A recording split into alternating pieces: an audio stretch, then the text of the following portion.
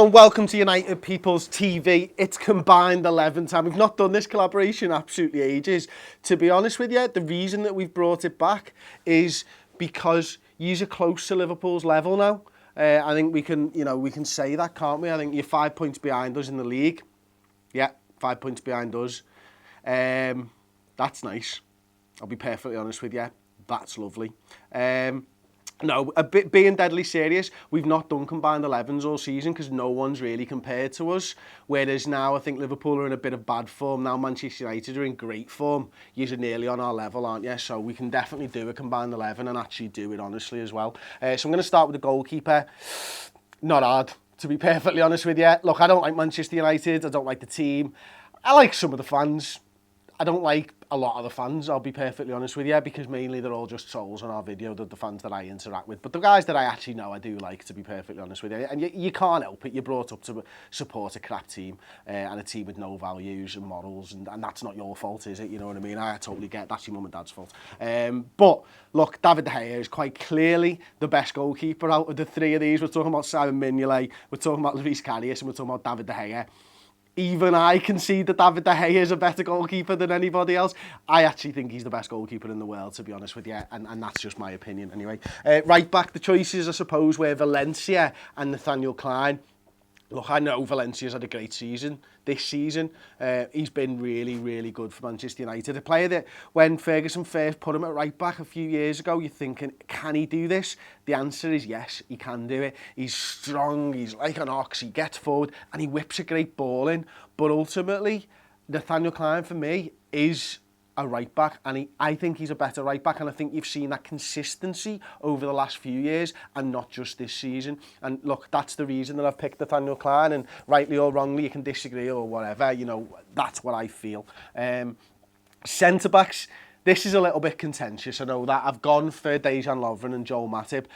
The reason I've done that is I like to keep pairs together, you know what I mean? And I think that, look, Bailly's a good defender, I know that, you know that. But he's not played with Matip before, and I had to get Matip in the side because Matip is the best defender out of the three of them, to be perfectly honest with you. And as such, look, you'll say this, Liverpool's defence is crap and all that type of stuff. We've only conceded 4 more goals than you think in the league prior to the game on Sunday. So is the gap really that big? Ask yourselves that first and foremost. We've had 20 games, we've conceded 4 less goals. We've got a much better goal difference than you, and that is because our team defends as a team. You know, and we attack as a team as well. So these guys understand the system that I want to play further forward in my 4-3-3. So I think they're the right centre-back partnership for that. And because of that, James Milner, penalty specialist. Yeah, he's got a big fat neck. Yes, he controls the ball with his face. I love that. I absolutely love that. He couldn't control the ball with his face like he did against Southampton if he hasn't got such a wide neck. Because the guy could come in, literally like an American football kicker, kick the ball and move, neck muscles to die for. Like, everyone's like that in the gym now. Let's get Milner next, lad. Let's get Milner next, lad. You know what I mean? Milner's, and do you know what? To be fair, kind of like Valencia, everybody said he couldn't do it, and he's been fantastic. You've seen the stats of Milner being the second best left back in Europe. Well, was a Man United player there ahead of him? No. So Milner goes in at left back. Thank you very much. Defensive midfield, I was really torn on this one. I absolutely love Ander Herrera as a footballer. I think he's fantastic. I really, really do. He's just not as fantastic as our new captain, fantastic, and that's Jordan Henderson. This guy has been a revelation for us this season. Look, he's our captain, and he's the guy that affords the front players to be able to do what they do for Liverpool. You know, he's quick passing, he's recycling of the ball, he's played more passes than anybody else in the league by around about 350 Premier League passes, do you know what I mean? He is integral to everything we do. He provides that platform. I'm not saying he's as good as N'Golo Kante at the defensive side of things, but he has that sideline to sideline mobility, and that's something that I think this side particularly needs. With him, I've gone with Adam Lallana. He's been reborn as a centre midfielder. The pockets of space that he finds himself in, he's charged with sort of almost a free role behind the back three, behind the front three, and just picking up these little pockets of space, turning with the ball, bringing the next guy into play, pressing as well, setting the traps, winning the ball back, pressing from behind. All of these skills Adam Lallana has, and even, you know what, he's taken that to international level as well, and he has been one of the top top midfielders in the league, and I couldn't not put him in. And then Paul Pogba, you know what? On this, what is it now? Is it 13 or 15 game unbeaten run? Manchester United been on 9-game winning streak.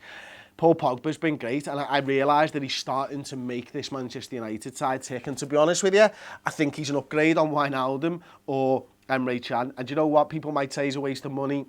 Oh, you've got to give Manchester United credit for that signing, because they've gone out there and they've just made it happen, and he's making a difference. And whether I think it's a lot of money or not, he's making a difference on the football field, and I don't think you can actually put a price on that. And he's been integral in this 9-game winning streak that you're on, so he goes in there. And then the front three, tough one, because again, Juan Mata's a player that I've liked for a long time. I think he's a really sexy footballer. Mkhitaryan's a guy that I wanted Liverpool to sign.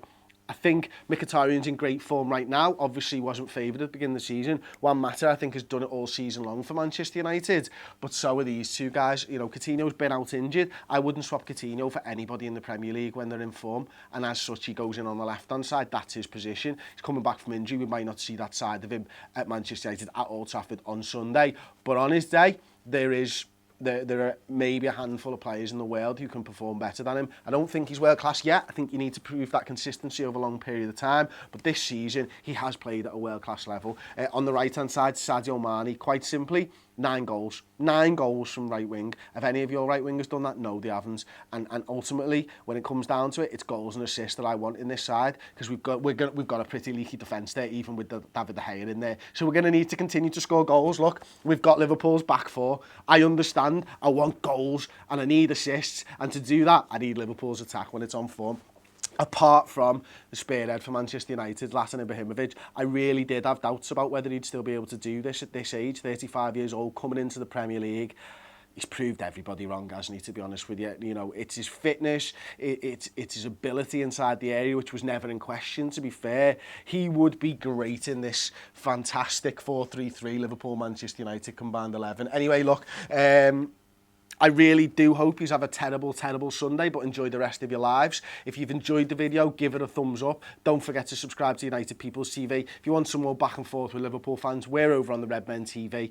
We'll be doing actually a final word show. It's Freeview week for Redmen TV now. We've got a paywall. We'll be putting out like an hour video on the game on Monday morning, Monday afternoon. So if you've enjoyed the fact that Manchester United have lost and you want to hear Liverpool fans talk about that, then come over and watch that video.